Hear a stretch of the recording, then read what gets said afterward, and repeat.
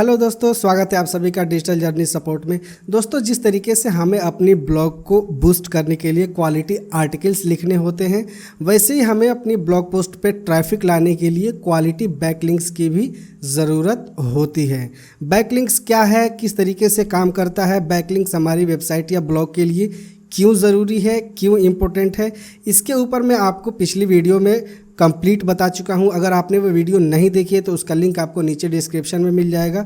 वो वीडियो आप जाकर देख लें, उससे आप बिगिनिंग से समझ सकते हैं कि बैकलिंक्स क्या है, क्यों ज़रूरी है हमारी वेबसाइट के लिए, अगर हमें अपनी वेबसाइट या ब्लॉग पे ऑर्गेनिक ट्रैफिक लाने हैं। इस वीडियो में हम जानेंगे 7 बेस्ट पावरफुल स्ट्रेटजीज के बारे में, जिनका यूज़ करके हम अपनी ब्लॉग पोस्ट के लिए क्वालिटी बैकलिंक्स क्रिएट कर सकते हैं। क्वालिटी बैकलिंक्स के ज़रिए हम अपनी वेबसाइट या ब्लॉग पे ऑर्गेनिक ट्रैफिक ला सकते हैं।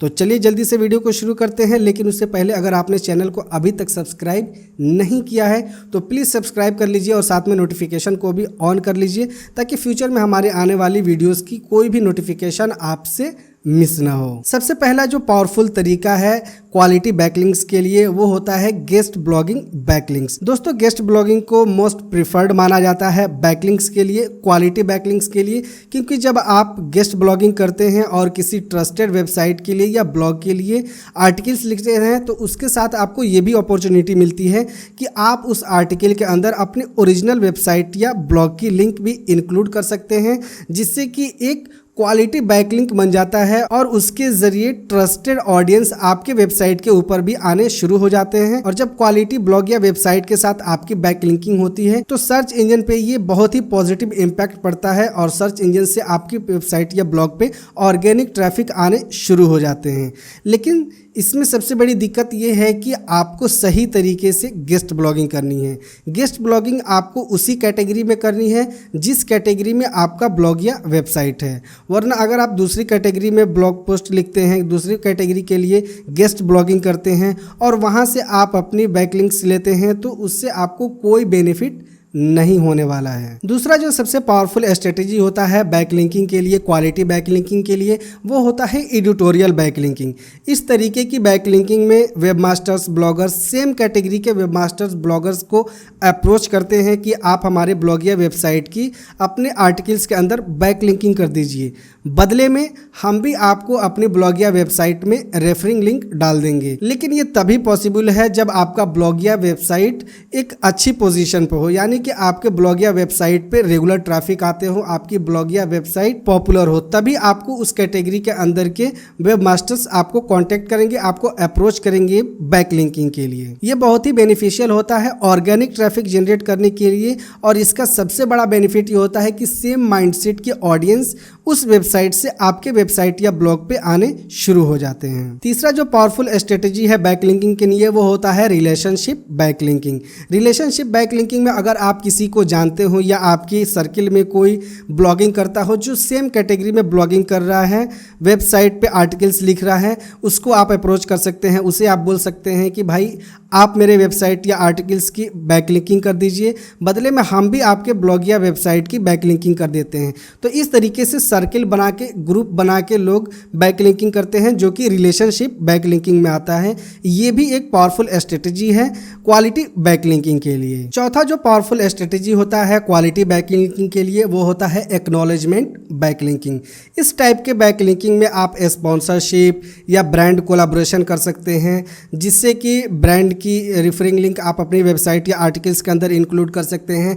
ब्रांड अपनी वेबसाइट के ऊपर अपनी न्यूज़ अनाउंसमेंट के अंदर आपकी वेबसाइट या ब्लॉग की बैकलिंकिंग कर सकते हैं। ये भी एक पावरफुल स्ट्रेटेजी होता है। इससे भी ऑडियंस की, सेम माइंडसेट के ऑडियंस की आदान प्रदान होता है और ये भी ऑर्गेनिक ट्रैफिक जनरेट के लिए बहुत ही हेल्पफुल होता है। एक्नॉलेजमेंट बैकलिंकिंग आपको किस तरीके से करनी है, कौन से ब्रांड्स के साथ करनी है, कौन से स्पॉन्सर्स के साथ करनी है, इसको समझने के लिए आप फ्री बैकलिंक चेकर टूल्स का यूज कर सकते हैं, जिससे कि आप अपने कैटेगरी के अंदर कॉम्पिटिटर को ये एनालाइज कर सकते हैं कि किस तरीके के ब्रांड्स के साथ वो कोलैबोरेट कर रहे हैं और वहां से वो बैकलिंकिंग ले रहे हैं। पांचवा जो सबसे पावरफुल स्ट्रेटेजी होता है क्वालिटी बैकलिंकिंग के लिए, वो होता है सोशल मीडिया बैकलिंकिंग।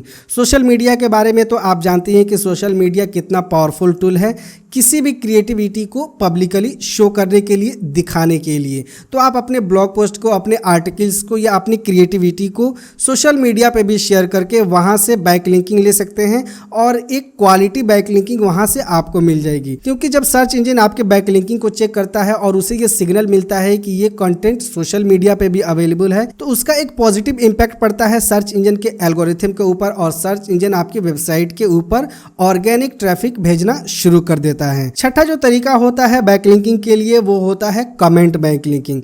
आप दूसरे की वेबसाइट पे, दूसरे के आर्टिकल्स पे कमेंट करके वहां से भी बैकलिंकिंग ले सकते हैं। सोशल मीडिया पे किसी पोस्ट पे कमेंट करके वहां से बैकलिंकिंग ले सकते हैं। लेकिन ये प्रिफर्ड तरीका नहीं है क्वालिटी बैकलिंकिंग के लिए। कमेंट के जरिए भी आप बैकलिंकिंग ले सकते हैं। इसमें दिक्कत ये होती है कि जब आप किसी के आर्टिकल्स पे कमेंट करते हैं और वहां पे अपनी वेबसाइट या ब्लॉग की या आर्टिकल्स की लिंक को शेयर करते हैं, तो ज़्यादा टाइम ये होता है कि उस आर्टिकल का वेबमास्टर, उस आर्टिकल का ओनर आपके कमेंट को स्पैमी इंडिकेट कर देता है। और बार बार जब आप ऐसा ही करेंगे, अलग अलग आर्टिकल्स के ऊपर आप कमेंट करेंगे और सेम चीज़ें शेयर करेंगे, तो सर्च इंजन को भी ये इंडिकेशन मिल जाती है कि ये एक स्पैमी यूआरएल है और स्पैमी यूआरएल को गूगल रिजेक्ट कर देता है, उसे कभी भी प्रमोट नहीं करता है।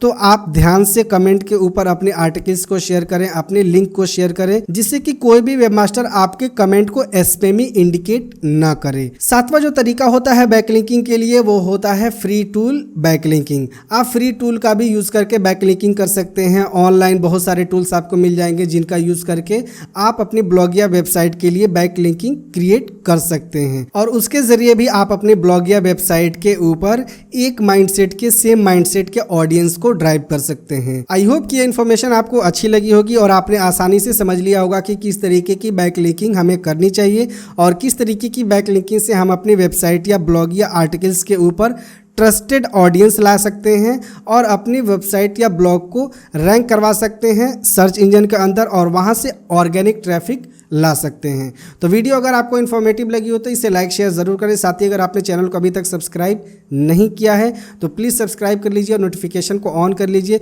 साथ ही हमें सोशल मीडिया पर भी फॉलो कर सकते हैं। वहाँ अगर आपको किसी प्रकार की कोई इश्यू होती है इसमें, तो सोशल मीडिया पर आप हमें मैसेज करके हमसे डायरेक्ट कॉन्टैक्ट कर सकते हैं। मिलते हैं नेक्स्ट वीडियो में किसी नई टॉपिक के साथ। जय हिंद।